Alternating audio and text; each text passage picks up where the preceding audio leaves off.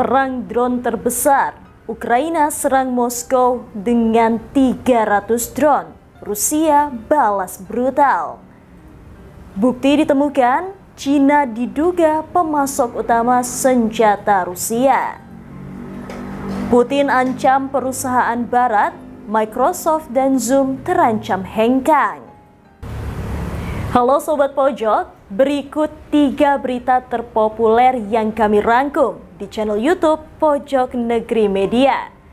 Di berita pertama, perang antara Rusia dan Ukraina kini memasuki babak baru yang jauh lebih mematikan dan tak terduga. Serangan drone dalam skala besar mengguncang Moskow dan sejumlah wilayah Rusia.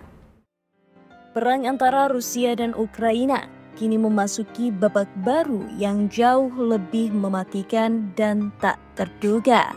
Serangan drone dalam skala besar mengguncang Moskow dan sejumlah wilayah Rusia. Pada Rabu, 28 Mei 2025, Ukraina meluncurkan serangan pesawat nirawak terbesar dalam sejarah konflik ini. Hampir 300 drone menghantam berbagai titik vital, termasuk ibu kota Rusia sendiri. Kementerian Pertahanan Rusia mengonfirmasi bahwa 296 drone Ukraina diluncurkan secara serentak ke wilayah mereka. Sasaran utamanya termasuk Moskow, ibu kota Rusia, yang sangat jarang tersentuh serangan langsung. Bryansk 59 drone, Kursk, Belgorod, Tula, Oryol, Kaluga, puluhan lainnya. Badan Transportasi Penerbangan Federal bahkan memberlakukan pembatasan ketat di 3 bandara utama Moskow, Sheremetyevo, Vnukovo, dan Zhukovsky. Serangan ini bukan tanpa alasan. Ukraina menyebut bahwa mereka telah diserang lebih dari 900 drone oleh Rusia dalam 3 hari berturut-turut hingga Senin lalu. Serangan Rusia itu disebut sebagai yang paling intens sejak awal invasi tahun 2022. 13 warga sipil Ukraina tewas, termasuk 3 anak-anak. Jadi bisa dikatakan serangan 300 drone Ukraina ini adalah aksi balasan yang terkoordinasi dan simbol kekuatan baru Kiev di medan tempur udara. Moskow yang selama ini nyaris aman dari serangan langsung, kini mulai merasakan dampak nyata dari perang yang tak kunjung berakhir. Fakta bahwa ibu kota Rusia kini menjadi sasaran serangan adalah perkembangan yang sangat serius. Ini menunjukkan 2 hal penting. 1. Teknologi drone Ukraina semakin canggih. 2. Rusia tidak lagi kebal terhadap gempuran udara. Pertanyaannya, apakah ini akan memicu eskalasi lebih besar? Atau justru mempercepat tekanan untuk gencatan senjata? Rusia mengklaim hampir semua drone berhasil dicegat, tapi tetap saja ketegangan meningkat tajam. Serangan balasan dari Rusia bisa jadi lebih brutal, mengingat mereka menyebut bahwa drone dan rudal Ukraina telah menewaskan warga sipil Rusia. Jika pola ini terus berlanjut, bukan tidak mungkin kita akan melihat serangan drone secara harian, target-target strategis yang lebih besar, bahkan mungkin infrastruktur sipil, eskalasi konflik ke negara-negara tetangga. Apakah ini hanya awal dari babak baru dalam perang Ukraina-Rusia? Ada kekhawatiran yang makin besar bahwa konflik ini bisa meluas ke skala regional atau bahkan global. Kita sudah melihat keterlibatan tidak langsung dari negara-negara NATO dan retorika dari kedua belah pihak terus memanas. Ada beberapa skenario yang mungkin terjadi. 1. Eskalasi total. Rusia meluncurkan balasan dalam bentuk rudal balistik ke pusat-pusat kota Ukraina. 2. Cyber war, serangan digital terhadap infrastruktur penting Ukraina atau sebaliknya. 3. Negosiasi diam-diam. Negara-negara seperti China atau Turki mendorong diplomasi cepat untuk menahan konflik. 4. Serangan terkoordinasi oleh NATO atau sekutu Rusia. Jika korban sipil terus bertambah, tekanan dari publik internasional bisa memicu intervensi lebih lanjut. Kita sedang menyaksikan babak paling berbahaya dari konflik ini. Dengan teknologi drone yang berkembang pesat, perang tidak lagi membutuhkan tentara di medan tempur. Pertanyaannya sekarang bukan lagi siapa menang dan siapa kalah, tapi berapa banyak nyawa lagi yang harus hilang sebelum perang ini benar-benar dihentikan.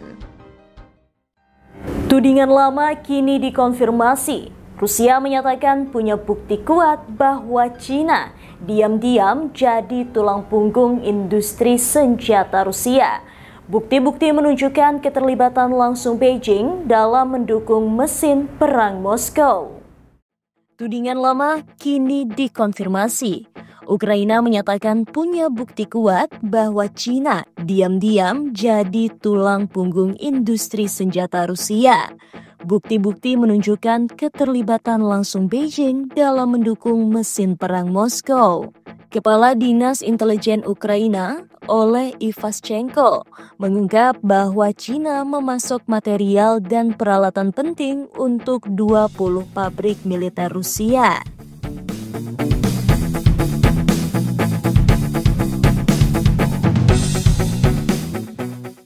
Ini bukan lagi sekedar dugaan. Ukraina mengklaim mengantongi bukti dari investigasi intelijen yang mendalam. Ivashchenko menyebut setidaknya 5 kasus kerjasama Rusia-China di sektor penerbangan terjadi antara tahun 2024 hingga 2025. Kerjasama itu meliputi transfer peralatan dan suku cadang, dokumentasi teknis penting, pengiriman besar bahan kimia khusus. Yang paling mengkhawatirkan pada awal 2025, 80% komponen elektronik dalam drone Rusia berasal dari China.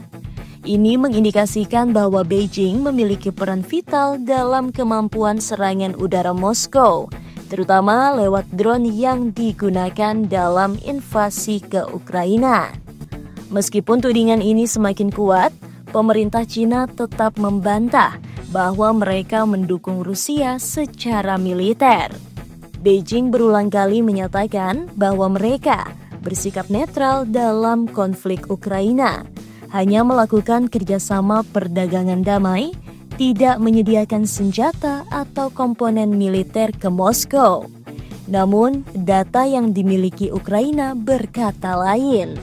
Presiden Volodymyr Zelensky sudah lebih dulu menuduh China membantu produksi drone dan senjata Rusia, termasuk pengiriman bubuk mesiu. Sebagai bentuk respon, Kiev menjatuhkan sanksi pada 3 entitas asal Tiongkok yang diduga terlibat. Barat, terutama Amerika Serikat dan Uni Eropa, telah menekan China untuk menghentikan dukungan apapun terhadap invasi Rusia, baik langsung maupun tidak langsung. Sejak invasi Rusia ke Ukraina pada Februari 2022, kerjasama ekonomi Rusia dan China meningkat tajam. Ketika negara-negara barat menjatuhkan sanksi besar, Beijing justru memperkuat hubungan dagangnya dengan Moskow.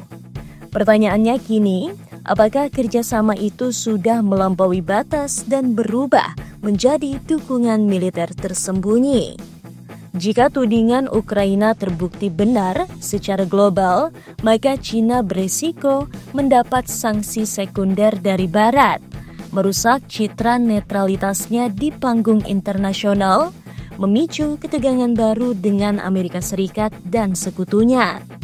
Dan yang paling berbahaya, memperpanjang perang Rusia-Ukraina yang sudah menewaskan ratusan ribu jiwa dan mengguncang perekonomian global.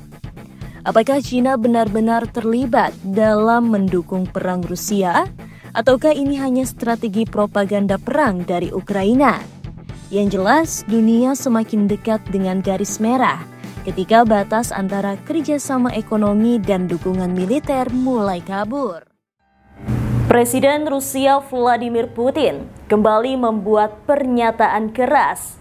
Kali ini, ia mengancam akan menindak perusahaan-perusahaan barat yang masih beroperasi di Rusia. Zoom, Microsoft, hingga McDonald's jadi sorotan. Apa maksud Putin dan apa dampaknya bagi hubungan Rusia dengan Barat? Presiden Rusia Vladimir Putin kembali membuat pernyataan keras. Kali ini, ia mengancam akan menindak perusahaan-perusahaan Barat yang masih beroperasi di Rusia. Zoom, Microsoft, hingga McDonald's jadi sorotan. Apa maksud Putin dan apa dampaknya bagi hubungan Rusia dengan Barat? Dalam pertemuan dengan para pengusaha Rusia, Putin menyatakan dengan tegas bahwa perusahaan-perusahaan Barat yang membatasi layanan mereka di Rusia harus dibalas.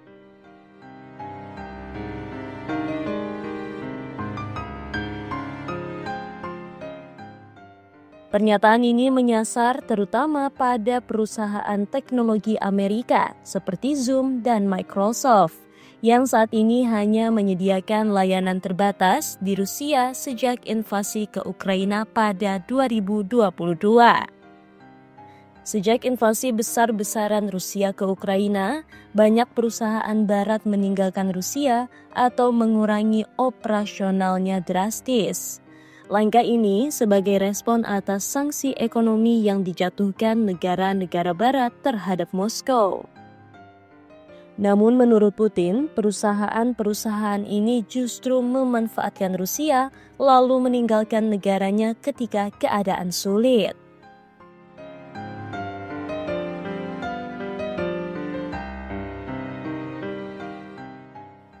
Pernyataan Putin ini sebenarnya adalah bagian dari dorongan besar Rusia untuk menciptakan kemandirian teknologi. Moskow kini aktif mendorong pengembangan perangkat lunak dan layanan digital dalam negeri sebagai alternatif dari dominasi perusahaan Barat. Hal ini mirip dengan strategi China dalam membangun raksasa seperti Huawei, WeChat, atau Baidu setelah hubungan mereka memburuk dengan Amerika Serikat. Putin tidak hanya berbicara soal perusahaan yang masih bertahan, ia juga mengomentari perusahaan yang sudah hengkang seperti McDonald's, yang sempat menutup semua restorannya di Rusia dan menjual asetnya.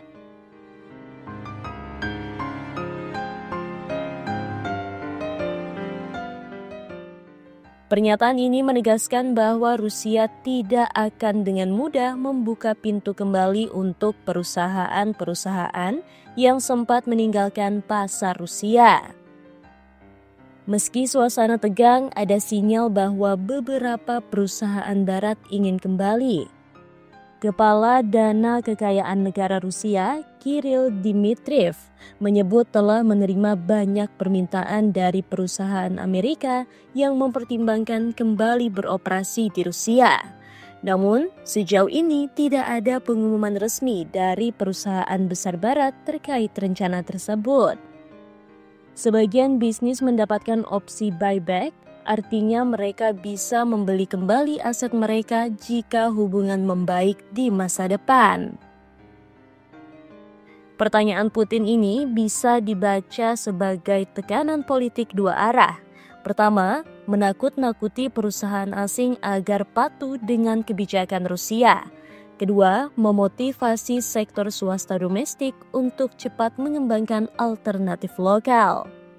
Dan jika perusahaan seperti Microsoft dan Zoom benar-benar hengkang, dampaknya bisa sangat besar bagi bisnis, pendidikan, hingga layanan pemerintahan di Rusia.